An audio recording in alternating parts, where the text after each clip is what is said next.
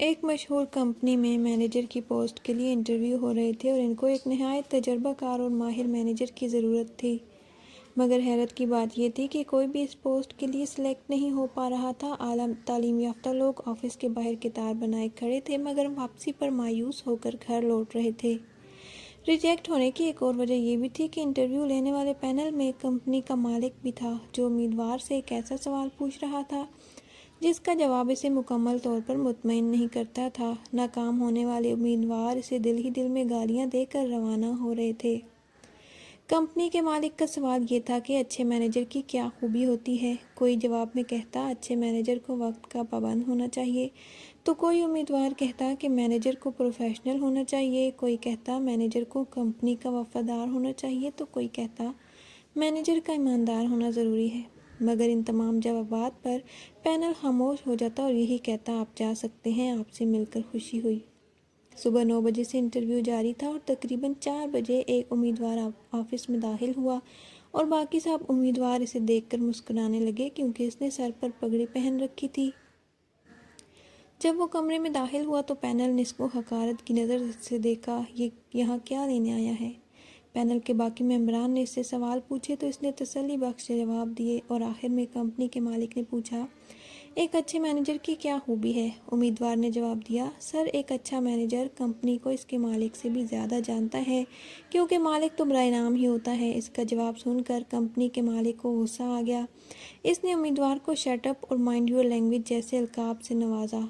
मालिक मालिक ही होता है और तुम कह रहे हो मैनेजर कंपनी को मालिक से ज़्यादा जानता है। क्या तुम्हारी तबीयत तो ठीक है? अपने इस जवाब को अपने दलाइल से साबित करो। उम्मीदवार ने मुस्कुराते हुए जवाब दिया कि सर, मैंने अपने घर के माहौल से यही सीखा है और इस नतीजे पर पहुंचा हूं कि मैनेजर कंपनी को मालिक से ज़्यादा जानता है। मेरा वालिद हमारे घर का सरबराह है, यानी मालिक है। कोई इसकी इजाज़त के बगैर कोई नया काम नहीं करता। पूरे घर की कफालत की जिम्मेदारी मेरे बाप की ही थी, मगर घर को चलाना किस मैनेजर की जिम्मेदारी थी? किसके कपड़े कहाँ टांगे हैं, किसके जूते कहाँ रखे हैं, किसकी किताबें कहाँ धरी हैं, किस बच्चे के खिलौने कहाँ पड़े हैं। कपड़े अगर गंदे हो चुके हैं तो कौन धोएगा? और फिर इस्त्री कौन करेगा? घर भर की सफाई कौन करेगा? फटे पुराने कपड़ों को पेवंद कौन लगाएगा? अगर मेहमान आ गए तो इनका खाना कौन बनाएगा? कोई बीमार पड़ गया हो तो परहेज वाला खाना कौन तैयार करेगा? ये सब मैनेज करने वाली शानदार मैनेजर मेरी अम्मी जान ही थी। अगर कभी भूल कर भी हम अब्बू से पूछ लेते कि फ़लाँ चीज़ कहाँ पड़ी है तो वो डांट कर कहते मुझे क्या मालूम, अपनी अम्मी से पूछो। हता कि अब्बू के बाइक की चाबी तक का माँ को ही इल्म था कि वो कहाँ पड़ी है। हम अक्सर अपने वालिद को छेड़ते कि आप तो बस नाम के मालिक हैं,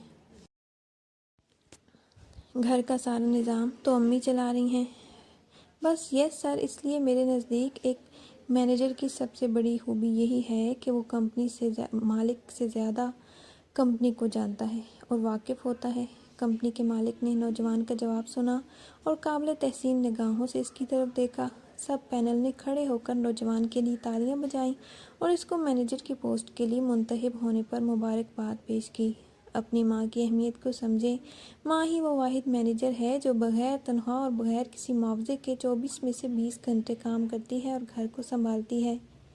कभी माँ की शक्ल में, कभी बीवी की शक्ल में, तो कभी एक बेटी की सूरत में हर वक्त खिदमत के लिए तैयार रहती है।